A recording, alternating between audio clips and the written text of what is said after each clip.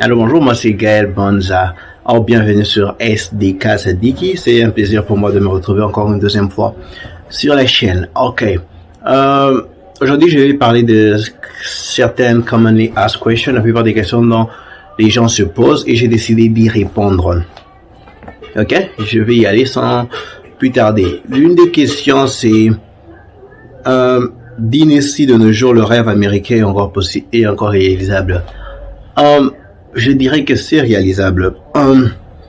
Tout dépend de tes objectifs, tout dépend des tes projets. Comme on le dit, ce n'est pas nécessaire seulement de rêver, il est aussi censé de travailler. Donc, il faut travailler et aussi rêver. Les États-Unis, c'est un pays d'opportunités. Donc, quand tu es aux États-Unis, la plupart des opportunités sont ouvertes à toi. Donc, pour la question de savoir si le rêve américain est réalisable, je dirais oui. Il faut juste beaucoup travailler. Et la deuxième question est de savoir pourquoi nos frères qui vivent là-bas coupent les relations avec l'Afrique. Ok. Je ne sais pas. Je ne sais pas principalement pourquoi ils coupent les relations avec l'Afrique, mais quelque chose, je dirais qu'il y a aussi un problème de mésentente. La plupart des gens qui sont en Afrique, pour mon expérience, ne comprennent pas qu'on a un peu un décalage horaire de plus de 8 heures ou 7 heures, déjà de beaucoup d'heures, et que la plupart des cas dont je vois, c'est quelqu'un t'a écrit et tu réponds après 6 heures. La plupart des gens ne comprennent pas que c'est faisable, et la vie aux États-Unis va un peu rapidement par rapport comparativement à l'Afrique. Donc, les gens dorment peu, les gens doivent aller au boulot, et plus de temps au téléphone. La plupart des gens ne passent pas beaucoup de temps au téléphone s'ils veulent essayer d'avoir cette balance entre le travail et leur temps à eux-mêmes. Donc, ça peut être une des raisons, mais il y a beaucoup de raisons. Je ne peux pas vraiment donner des raisons exactes pour ça, mais comme je le dis, il faut aussi comprendre qu'il y a un décalage horaire. Donc, il peut être par exemple le soir chez toi et c'est le moment dont tu veux parler avec ceux qui sont aux États-Unis, mais chez nous c'est la nuit. Quand je me réveille chez toi, s'il est 12 heures, tu es censé faire autre chose. Ça peut aussi causer ce genre de problème, mais pour la plupart des cas, ça dépend d'une personne à une autre. Une autre des questions qui m'est parvenue est: est-ce aussi facile de faire l'économie en étant aux États-Unis? Yep, c'est une question d'organisation, de la façon dont tu t'organises et c'est de la façon dont tu vas avoir les résultats. Si tu es une personne d'organisée et tu sais faire tes économies, je ne vois pas en quoi ça serait impossible de le faire aux États-Unis. Il faut juste être organisé. Une autre question qui est venue est: combien ça coûte en moyenne de vivre décemment aux États-Unis, c'est-à-dire de gagner, et combien gérer ses finances? Encore, ça dépend d'une personne, de la famille, de combien tu es, mais quelque chose de serré, je dirais le salaire moyen aux États-Unis est de $35,000 par an. Si tu as un salaire de $35,000 par an, tu as des chances de vivre décemment.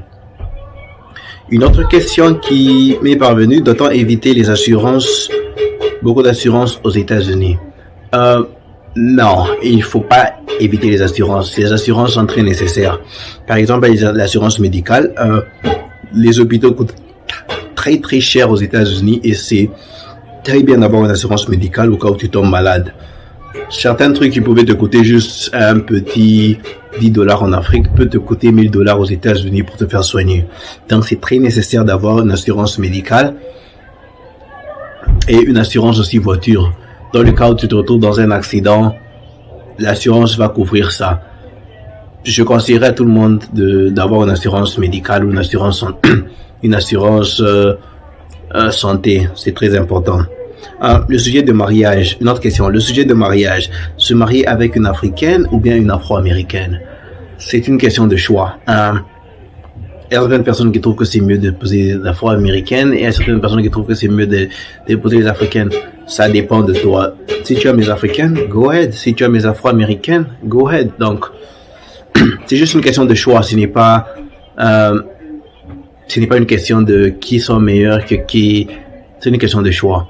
Il y a des gens qui se marient avec des Africaines et qui divorcent après quelques jours ou quelques mois. Il y a des gens qui se marient avec des Afro-Américaines qui vivent éternellement ou qui divorcent. C'est une question de choix et de comment tu vois. Moi, personnellement, je me bats par ce genre de truc. Euh, une autre question. Quels est les pour et les contre de s'installer aux États-Unis? Euh, Il y a des pour. Les pour est que ça dépend d'abord de qu'est-ce que je fais en Afrique, par exemple. Si tu as un très très bon boulot en Afrique, les États-Unis c'est un pays très stressant parmi les contre. Les États-Unis c'est un pays très stressant. Tu dois toujours être en mouvement, chercher l'argent. Tu peux pas être paresseux vivre aux États-Unis. C'est un peu compliqué de le faire. Sinon tu vas souffrir aux États-Unis. Donc il faut être un peu courageux pour vivre aux États-Unis. Euh, et ça dépend des cas que tu fais en Afrique. Pour quelqu'un qui a un bon boulot en Afrique où on le paye très bien, je ne vois pas pourquoi venir aux États-Unis. Mais pour quelqu'un qui vient aux États-Unis, qui a des projets, des ambitions, les États-Unis c'est un pays d'opportunités. Il faut juste travailler dur et ça va s'accomplir. Ce n'est pas comme en Afrique ou dans certains pays où il y a une catégorie des personnes qui sont censées réussir, une catégorie des personnes qui travaillent dur mais ne réussissent pas. Aux États-Unis, quand tu travailles dur, tu as les chances de réussir dans la vie. C'est vrai que les États-Unis ont ces réalités, il y a le racisme, il y a beaucoup de trucs pareils, mais quand tu travailles dur, tu as des possibilités de réussir. Une autre question est pourquoi est-ce que les mouvements d'Afro-Américains qui reviennent s'installer en Afrique? L'année passée, c'était l'année de retour où, après 400 ans d'esclavagisme, les Noirs américains avaient décidé de retourner en Afrique pour visiter le continent africain. Certaines personnes ont décidé de rester définitivement en Afrique et certaines personnes ont décidé de rentrer. Mais la plupart des gens qui sont partis en Afrique en 2019, parce que c'était l'année de retour, après 400 ans, ils ont décidé de retourner en Afrique et de visiter l'Afrique parce qu'il y a beaucoup de gens qui n'ont plus vu l'Afrique après les 400 ans. Donc, c'est un peu la raison pour laquelle la plupart des gens sont allés en Afrique. Il y a aussi des réalités comme le racisme. Les États-Unis, c'est un pays majoritairement blanc. Et quand la plupart des Noirs américains se trouvent plus à l'aise dans un milieu où il y a les gens qui les ressemblent, qui sont comme eux. Donc en Afrique, il y a beaucoup de Noirs. Donc c'est pour ça que certaines personnes ont décidé de retourner en Afrique définitivement. Mais la raison principalement, c'est parce que l'année passée, c'était couronné dans le monde afro-américain comme l'année de retour, après 400 ans d'esclavagisme. Ok. Une autre question, c'est créer une franchise aux États-Unis. Comment ça marche? Ok. J'ai jamais créé une franchise, mais une franchise, c'est un restaurant comme McDonald's, par exemple. McDonald's, Nando's, ces gens des restaurants des renommés.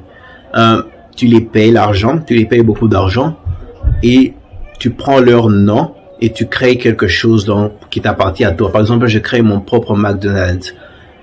Et les gens iront manger chez McDonald's parce que déjà McDonald's a déjà fait la publicité et McDonald's, on connaît déjà McDonald's. Et donc moi, je bénéficie de la notoriété de McDonald's et je fais mon propre McDonald's. Et je suis censé respecter tout ce qui est dans les anciens McDonald's et le mettre dans mon McDonald's. Donc, c'est un peu ça la franchise. Je crois que j'ai répondu à la plupart des questions qui ont été posées. Une autre question est vivre en communauté ou s'isoler? Comment gérer sa santé avec le système de santé? Ok. Pour le système de santé, j'ai parlé auparavant. Il faut avoir une assurance médicale. Les hôpitaux coûtent très cher ici aux États-Unis. Quand tu as une assurance médicale, ils payent le 75% le 75%, ils payent les 75% des frais médicaux et toi tu payes les 25%. Ça coûte très très cher. Il y a des assurances médicaux un peu moins chères, par exemple Obamacare. Ça c'est moins cher, donc vous pouvez essayer de voir le Obamacare. Vivre en société ou vivre en communauté ou s'isoler, ça dépend de tout un chacun. La question de savoir vivre en communauté ou vivre isolé, ça dépend de tout un chacun. C'est avantageux de vivre en communauté parce que les gens peuvent t'aider, tu peux te trouver dans des difficultés où il y a des gens qui peuvent t'aider, mais le fait aussi de vivre en communauté apporte beaucoup de problèmes, beaucoup de disputes. La plupart des gens trouvent que c'est mieux de vivre seul et certaines personnes aussi trouvent que ce n'est pas mieux, c'est mieux de vivre en communauté. Donc ça dépend de toi et je dis toujours à la plupart des gens, essaye d'abord de voir qu'est-ce que ça donne d'être en communauté et si tu n'apprécies pas, tu peux sortir, tu peux te retirer n'importe quand. Donc c'est juste une question de choix. C'était un peu ça les questions que j'ai eues pour aujourd'hui. N'hésitez pas à vous abonner et à poser des questions si vous avez d'autres questions. C'est fut un plaisir pour moi de répondre à ces questions. Invitez des amis, ceux qui ont des questions, à s'abonner à SDK Sadiki. Passez une très bonne journée. Merci.